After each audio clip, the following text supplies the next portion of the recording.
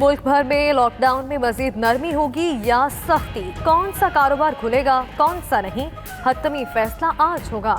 वज़ीर-ए-आज़म इमरान खान की ज़ेर सदारत कौमी राब्ता कमेटी का अहम इजलास आज होगा। वफाकी वज़रा, वज़राए आला, NDMA और महकमा सेहत के हुक्काम शिरकत करेंगे। तमाम फैसले इत्तफाक़ राय से किए जाएंगे।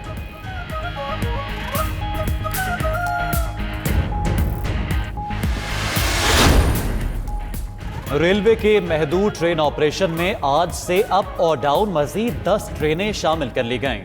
नई ट्रेनें शामिल होने से रोजाना सिस्टम पर चलने वाली ट्रेनों की तादाद 40 हो गई।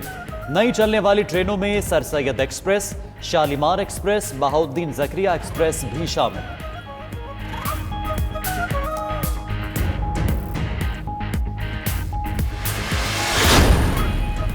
लॉकडाउन में नरमी, लाहौर हाई कोर्ट में मुकदमात की समाअत शुरू। पेशावर हाई कोर्ट के तमाम बेंचेस में भी केसेस की समाअत शुरू हो गई।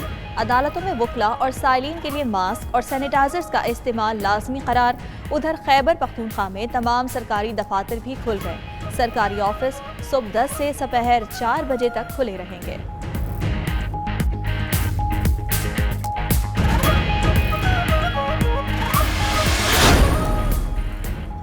मास्क न पहनने पर 3000 रुपए तक जुर्माना होगा। इस्लामाबाद में मसाजिद समेत तमाम अवामी मकामात के लिए हुक्मनामा जारी। पेशावर में भी अवामी मकामात पर मास्क पहनना लाजिम करार दे दिया गया। हुकूमत का शहरियों के लिए बड़ा रिलीफ। पेट्रोलियम मसनूआत की कीमतों में कमी कर दी गई। पेट्रोल 7 रुपए 6 पैसे फी लीटर सस्ता, नई कीमत 74 रुपए 52 पैसे फी लीटर मुकर्रर। हाई स्पीड डीजल 5 पैसे महंगा, 80 रुपए 15 पैसे फी लीटर हो गया। लाइट डीजल की कीमत 9 रुपए 37 पैसे कमी से 38 रुपए 14 पैसे हो गई। मामले खुसूसी शहबाज गिल कहते हैं, लॉकडाउन के दौरान पेट्रोलियम मसनूआत की कीमतों में 56 रुपए 89 पैसे फी लीटर तक कमी की गई। ये होती है आवाम की खिदमत। तेज आंधी और मिट्टी के तूफान ने टिड्डी दल को सरहद पार धकेल दिया। रहीम यार खान से फसलों के भारतीय इलाके राजस्थान चले गए। महकमा ज़राअत के मुताबिक 3 रोज के दौरान जिले में किसी जगह टिड्डी दल की इतला नहीं मिली। टिड्डी ने सादिकाबाद में कपास को 25% और आम के बागात को जुज़वी नुकसान पहुंचाया।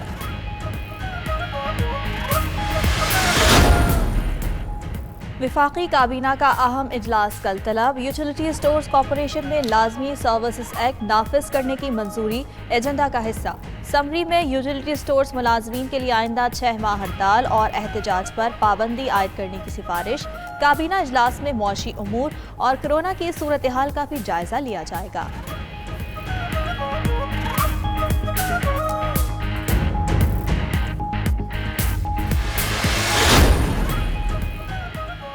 हमारा हर दिन वालिदैन से मोहब्बत से मामूर है। वज़ीर आला पंजाब उस्मान बुज़दार का आलमी यौम वालिदैन पर पैगाम। मजीद कहा, वालिदैन की खिदमत और एहतराम से ही दुनिया और आखिरत में कामयाबी मिलती है। वालिदैन की बेहतरीन तालीम और तरबियत की बिना पर आज इस मकाम पर हूँ।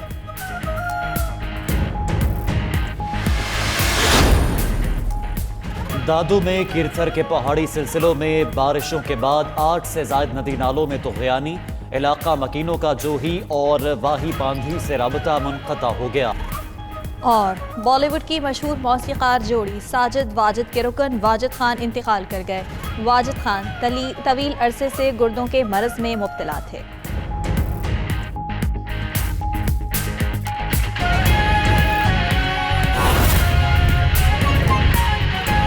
अभी कराची में PTI रहनुमा न्यूज़ कॉन्फ्रेंस कर रहे हैं।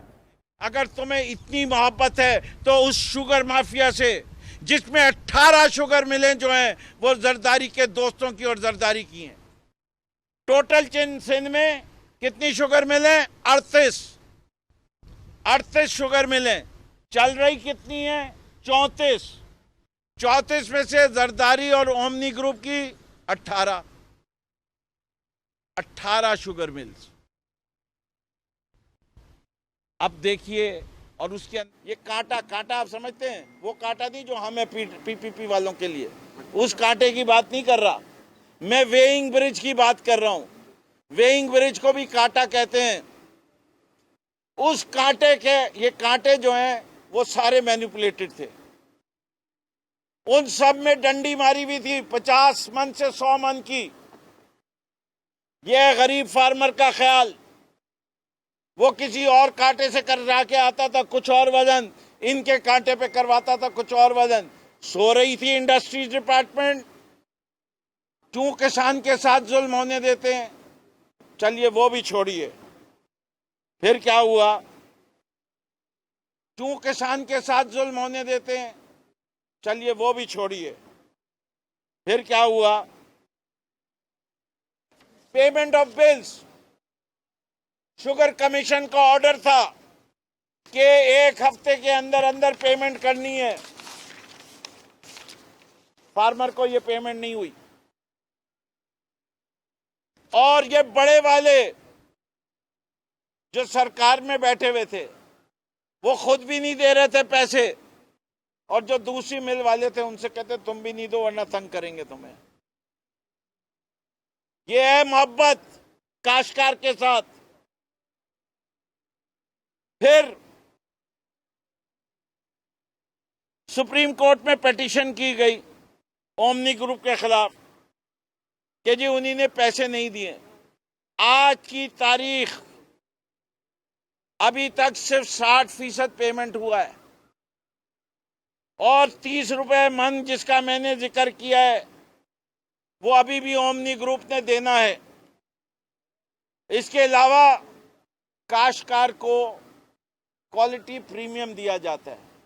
अब ये क्वालिटी प्रीमियम क्या है, क्वालिटी प्रीमियम अगर 9% से ज्यादा रस निकले गन्ने में से तो हर 1% पे 50 पैसे फी मन इजाफी कीमत दी जाती है। सिंध की शुगर मिल्स को इस वक्त जो निकल रहा है वो तकरीबन 11% है। सबसे खराब रिकॉर्ड 10.5% का है। इन शुगर मिल के मालिकों ने उसको 9% दिखाया और पिछले 3 साल से प्रीमियम नहीं दे रहे, और सिंध की हुकूमत खामोश है। अब एक और कहानी पे आते हैं। कमाल की कहानी है। कमाल की कहानी यूं है, 2004 तक सिंध में 28 शुगर मिलें थी, अब 38 शुगर मिले हैं। 2000 के बाद और खासतौर पे 2005 के बाद जितनी शुगर मिलें बिकी हैं, उसकी दास्तान बड़ी अजीब है। जबरदस्ती अब उसकी दास्तान ये मैं अब हवाले जो है अखबारों के देना चाहता हूं। अभी समा ने एक डिटेल रिपोर्ट की शुगर के ऊपर, उससे पहले न्यूज ने की।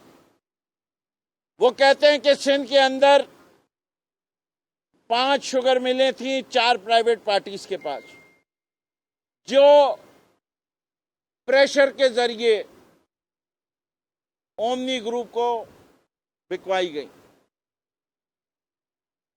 उसके फ्रंटमैन, क्या नाम था भाई उनका, हुनैर लखानी साहब आपने अभी बताया। नहीं, फ्रंटमैन जिन्होंने फंडिंग की थी शुगर मिल की, जो सामने वजीर साहब, नहीं एजी मजीद ने भी सामने मेरे पास यहां भी है, अभी बताता हूं। तो ये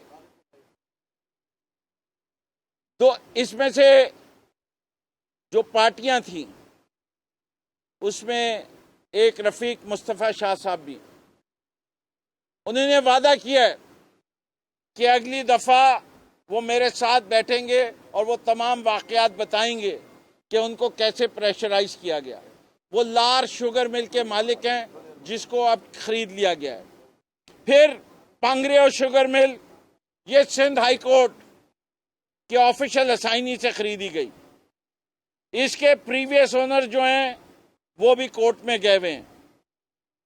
क्या प्रेशर इस्तेमाल किया गया, कंपनी को 40 करोड़ रुपए से अंडर वैल्यू किया गया और इसकी कीमत 40 करोड़ रखी गई और कोर्ट से इन्हीं ने 17.5 करोड़ में खरीद लिया। फिर जिन साहब का मैंने जिक्र किया लार शुगर मिल वालों का, उनके 100 एकड़ ज़मीन भी थी, उनके खिलाफ भी प्रेशराइज किया गया, पुलिस के जरिए ज़मीनों पर कब्जा कराया गया।